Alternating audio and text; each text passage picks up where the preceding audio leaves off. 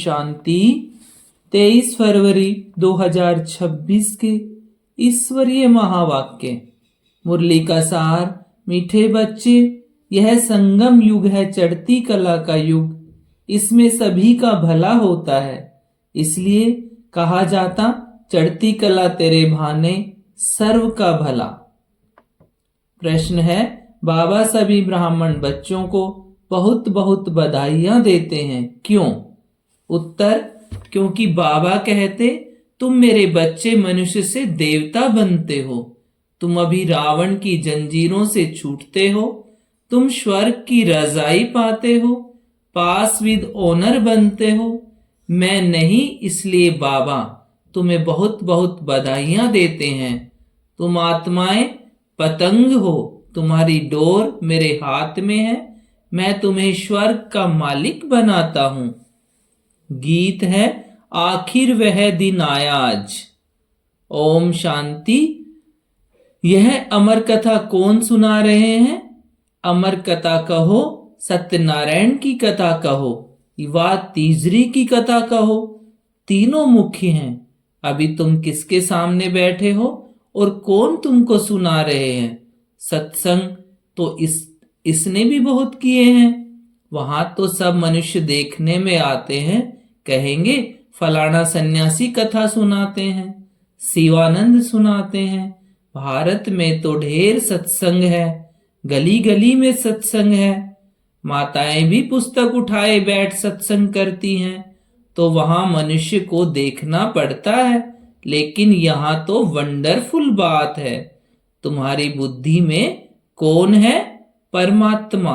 तुम कहते हो अभी बाबा सामने आया हुआ है, निराकार बाबा हमको पढ़ाते हैं। मनुष्य कहेंगे वह ईश्वर तो नाम रूप से न्यारा है। बाप समझाते हैं कि नाम रूप से न्यारी कोई चीज है नहीं। तुम बच्चे जानते हो यहाँ कोई भी साकार मनुष्य नहीं पढ़ाते हैं, और कहाँ भी जाओ सारी वर्ल्ड में साकार ही पढ़ाते हैं। यहाँ तो सुप्रीम बाप है, जिसको निराकार गॉड फादर कहा जाता है। वह निराकार साकार में बैठ पढ़ाते हैं। यह बिल्कुल नई बात हुई। जन बाई जन तुम सुनते आए हो, यह फलाना पंडित है, गुरु है, ढेर के ढेर नाम है। भारत तो बहुत बड़ा है, जो भी कुछ सिखाते हैं समझाते हैं वह मनुष्य ही है। मनुष्य ही शिष्य बने हुए हैं। अनेक प्रकार के मनुष्य हैं, फलाना सुनाते हैं। हमेशा शरीर का नाम लिया जाता है। भक्ति मार्ग में निराकार को बुलाते हैं कि हे पतित पावन आओ, वही आकर बच्चों को समझाते हैं। तुम बच्चे जानते हो कि कल्प कल्प सारी दुनिया जो पतित बन जाती है, उनको पावन करने वाला एक ही निराकार बाप है। तुम यहाँ जो बैठे हो, तुम्हारे में भी कोई कच्चे हैं, कोई पक्के हैं, क्योंकि आधा कल्प तुम देह अभिमान बने हो। अब देही अभिमानी इस जन्म में बनना है। तुम्हारी देह में रहने वाली जो आत्मा है, उनको परमात्मा बैठ समझाते हैं। आत्मा ही संस्कार ले जाती है। आत्मा कहती है ऑर्गन्स द्वारा कि मैं फलाना हूं, परंतु आत्माभिमानी तो कोई है नहीं। बाप समझाते हैं जो इस भारत में सूर्यवंशी चंद्रवंशी थे, वही इस समय आकर ब्राह्मण बनेंगे, फिर देवता बनेंगे। मनुष्य देह अभिमानी रहने के आदती है, देही अभिमानी रहना भूल जाते हैं। इसलिए बाप घड़ी घड़ी कहते हैं देही अभिमानी बनो।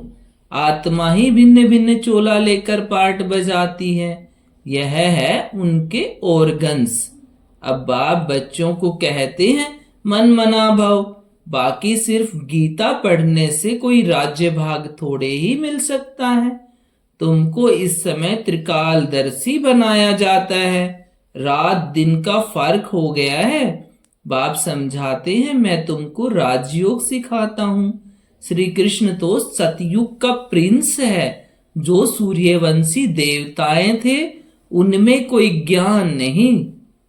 ज्ञान तो प्रायलोप हो जाएगा। ज्ञान है ही सद्गति के लिए।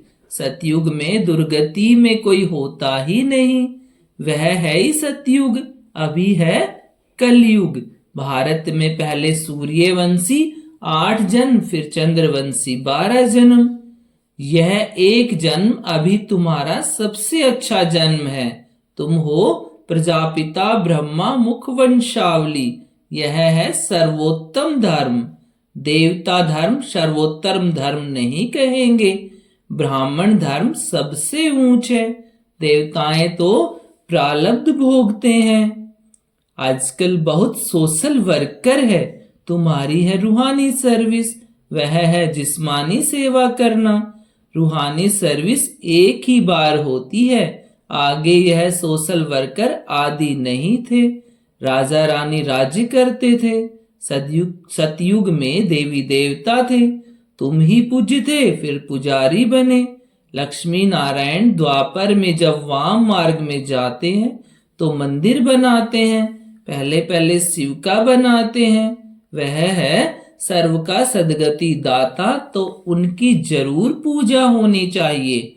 शिव बाबा ने ही आत्माओं को निर्विकारी बनाया था ना। फिर होती है देवताओं की पूजा। तुम ही पूज्य थे, फिर पुजारी बने। बाबा ने समझाया है, चक्र तो याद करते रहो। सीढ़ी उतरते उतरते एकदम पट पर आकर पड़े हो। अब तुम्हारी चढ़ती कला है। कहते हैं चढ़ती कला तेरे भाने सर्व का भला। सारी दुनिया के मनुष्य मात्र की अब चढ़ती कला करता हूं। पतित पावन आकर सबको पावन बनाते हैं। जब सतयुग था तो चढ़ती कला थी और बाकी सब आत्माएं मुक्ति धाम में थी। बाप बैठ समझाते हैं, मीठे मीठे बच्चों, मेरा जन्म भारत में ही होता है। शिव बाबा आया था, गाया हुआ है, अब फिर आया हुआ है। इसको कहा जाता है राजस्व अश्वमेघ अविनाशी रुद्र ज्ञान यज्ञ। स्वराज्य पाने के लिए यज्ञ रचा हुआ है। विघ्न भी पड़े थे, अब भी पड़ रहे हैं। माताओं पर अत्याचार होते हैं। कहते हैं बाबा हमको यह नंगन करते हैं, हमको यह छोड़ते नहीं हैं। बाबा हमारी रक्षा करो। दिखाते हैं द्रौपदी की रक्षा हुई। अभी तुम 21 जन्मों के लिए बेहद के बाप से वर्षा लेने आए हो। याद की यात्रा में रहकर अपने को पवित्र बनाते हो। फिर विकार में गए तो खलास, एकदम गिर पड़ेंगे। इसलिए बाप कहते हैं पवित्र जरूर रहना है। जो कल्प पहले बने थे वही पवित्रता की प्रतिज्ञा करेंगे। फिर कोई पवित्र रह सकते हैं, कोई नहीं रह सकते हैं। मुख्य बात है याद की। याद करेंगे, पवित्र रहेंगे और सुदर्शन चक्र फिराते रहेंगे तो फिर ऊंच पद पाएंगे। विष्णु के 2 रूप राज्य करते हैं ना, परंतु विष्णु को जो शंख चक्र दे दिया है वह देवताओं को नहीं है, लक्ष्मी नारायण को भी नहीं था। विष्णु जो सूक्ष्म वतन में रहते हैं उनको चक्र के नॉलेज की दरकार नहीं है। वहां मूवी चलती है। अभी तुम जानते हो हम शांति धाम के रहने वाले हैं। वह है निराकारी दुनिया। अब आत्मा क्या चीज है वह भी मनुष्य मात्र नहीं जानते। कह देते आत्मा सो परमात्मा। आत्मा के लिए कहते हैं एक चमकता हुआ सितारा है जो भ्रकुटी के बीच रहता है। इन आंखों से देख नहीं सके, भल कोई कितना भी कोशिश करे। शीशे आदि में बंद करके रखें कि देखें कि आत्मा निकलती कैसे है। कोशिश करते हैं परंतु किसको भी पता नहीं पड़ता है आत्मा क्या चीज है, कैसे निकलती है। बाकी इतना कहते हैं आत्मा स्टार मिसल है। दिव्य दृष्टि बिगर उसको देखा नहीं जाता। भक्ति मार्ग में बहुतों को साक्षात्कार होता है। लिखा हुआ है अर्जुन को साक्षात्कार हुआ अखंड ज्योति है। अर्जुन ने कहा हम सहन नहीं कर सकते। बाप समझाते हैं इतना तेजो में आदि कुछ है नहीं। जैसे आत्मा आकर शरीर में प्रवेश करती है पता थोड़े ही पड़ता है। अब तुम भी जानते हो कि बाबा कैसे प्रवेश कर बोलते हैं। आत्मा आकर बोलती है, यह भी ड्रामा में सारी नूंद है। इसमें कोई की ताकत की बात नहीं। आत्मा कोई शरीर छोड़ जाती नहीं है, यह साक्षात्कार की बात है। वंडरफुल बात है ना। बाप कहते हैं मैं भी साधारण तन में आता हूं। आत्मा को बुलाते हैं ना, आगे आत्माओं को बुलाकर उनसे पूछते भी थे। अभी तो तमो प्रधान बन गए हैं ना। बाप आते ही इसलिए हैं कि हम जाकर पतितों को पावन बनाएं।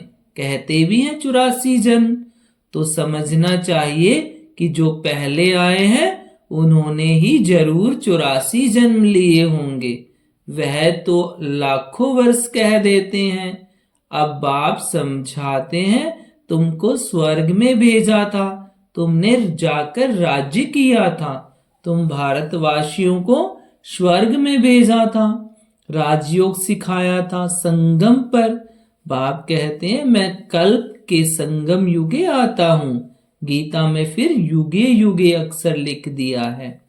अभी तुम जानते हो हम सीढ़ी कैसे उतरते हैं फिर चढ़ते हैं। चढ़ती कला फिर उतरती कला। अभी ये संगम युग है, सर्व की चढ़ती कला का युग। सब चढ़ जाते हैं, सब ऊपर में जाएंगे, फिर तुम आएंगे स्वर्ग में पार्ट बजाने। सतयुग में दूसरा कोई धर्म है नहीं था, उनको कहा जाता है वाइसलेस वर्ल्ड। फिर देवी देवताएं वाम मार्ग में जाकर सब विशेष होने लगते हैं, यथा राजा रानी तथा प्रजा। पाप समझाते हैं हे भारतवासी तुम वाइसलेस वर्ल्ड में थे, अब है विशेष वर्ल्ड। अनेक धर्म है, बाकी एक देवी देवता धर्म नहीं है। जरूर जब न हो तब तो फिर स्थापन हो। बाप कहते हैं मैं ब्रह्मा द्वारा आकर आदि सनातन देवी देवता धर्म की स्थापना करता हूं। यहां ही करेगा ना, सूक्ष्म वतन में तो नहीं करेंगे। लिखा हुआ है ब्रह्मा द्वारा आदि सनातन देवी देवता धर्म की रचना रचते हैं। तुमको इस समय पावन नहीं कहेंगे, पावन बन रहे हैं। टाइम तो लगता है ना, पतित से पावन कैसे बने यह कोई भी शास्त्रों में नहीं है। वास्तव में महिमा तो एक बाप की है। उस बाप को भूलने के कारण ही ऑर्फन बन पड़े हैं, लड़ते रहते हैं, फिर कहते हैं सब मिलकर एक कैसे हो। भाई भाई है ना। बाबा तो अनुभवी है, भक्ति भी इसने पूरी की है, सबसे अधिक गुरु किए हुए हैं। अब बाप कहते हैं इन सबको छोड़ो, अब मैं तुमको मिला हुआ हूं। सर्व का सदगति दाता, एक सत श्री अकाले। अकाल कहते हैं ना, अर्थ नहीं समझते, पढ़ते तो बहुत रहते हैं। पाप समझाते हैं अभी सब पतित है, फिर पावन दुनिया बनेगी। भारत ही अविनाशी है, यह कोई को पता नहीं है। भारत का कभी विनाश नहीं होता और न कभी प्रलय होती है। यह जो दिखाते हैं सागर में पीपल के पत्ते पर श्री कृष्ण आए, अब पीपल के पत्ते पर तो बच्चा आ न सके। बाप समझाते हैं तुम गर्भ से जन्म लेंगे बड़े आराम से। वहां गर्भ महल कहा जाता है, यहाँ है गर्भ जेल। सतयुग में है गर्भ महल। आत्मा को पहले से ही साक्षात्कार होता है, यह तन छोड़ दूसरा लेना है। वहां आत्माभिमानी रहते हैं। मनुष्य तो न रचयिता को न रचना के आदि मध्यंत को जानते हैं। अभी तुम जानते हो बाप है ज्ञान का सागर, तुम मास्टर सागर हो। तुम हो नदियां और वह गोप ज्ञान मान सरोवर। यह ज्ञान नदियां हैं, तुम हो सरोवर। प्रवृत्ति मार्ग चाहिए ना। तुम्हारा पवित्र गृहस्थ आश्रम था, अभी पतित है। बाप कहते हैं सदैव याद रखो कि हम आत्मा हैं, एक बाप को याद करना है। बाबा ने फरमान दिया है कोई भी देहधारी को याद न करो, इन आंखों से जो कुछ देखते हो वह सब खत्म हो जाना है। इसलिए बाप कहते हैं मन मना भव मध्याजी भव, इस कब्रिस्तान को भूलते जाओ। माया के तूफान तो बहुत आएंगे, इनसे डरना नहीं है। बहुत तूफान आएंगे परंतु कर्मेंद्रियों से कर्म नहीं करना है। तूफान आते हैं जब तुम बाप को भूल जाते हो। यह याद की यात्रा एक ही बार होती है, वह है मृत्युलोक की यात्रा है। अमरलोक की यात्रा यह है। तो अब बाप कहते हैं कोई भी देहधारी को याद न करो। बच्चे शिव जयंती की कितनी तारे भेजते हैं। बाप कहते हैं तत्वम, तुम बच्चों को भी बाप बधाइयां देते हैं। वास्तव में तुमको बधाइयां हो, क्योंकि मनुष्य से देवता तुम बनते हो। फिर जो पास विद ऑनर होगा उनको जास्ती मार्क्स और अच्छा नंबर मिलेगा। बाप तुमको बधाइयां देते हैं कि अब तुम रावण की जंजीरों से छूटते हो। सभी आत्माएं पतंगे हैं, सबकी रस्सी बाप के हाथ में है, वह सबको ले जाएंगे। सर्व के सदगति दाता है, परंतु तुम स्वर्ग की रजाई पाने के लिए पुरुषार्थ कर रहे हो। अच्छा, मीठे मीठे सिकिल देह बच्चों प्रति माता पिता बाप दादा का याद प्यार और गुड मॉर्निंग। रूहानी बाप की रूहानी बच्चों को नमस्ते, और हम रूहानी बच्चों को की रूहानी माता पिता और बाप दादा को गुड मॉर्निंग और नमस्ते बाबा नमस्ते। धारणा के लिए मुख्य सार है पास विद ऑनर होने के लिए एक बाप को याद करना है, किसी भी देहधारी को नहीं। इन आंखों से जो कोई दिखाई देता है उसे देखते भी नहीं देखना है। हम अमरलोक की यात्रा पर जा रहे हैं, इसलिए मृत्यु लोक का कुछ भी याद न रहे।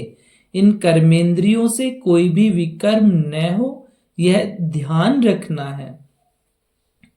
आज का वरदान है अपने शिक्षा स्वरूप द्वारा शिक्षा देने वाले शिक्षा संपन्न योग्य शिक्षक भव।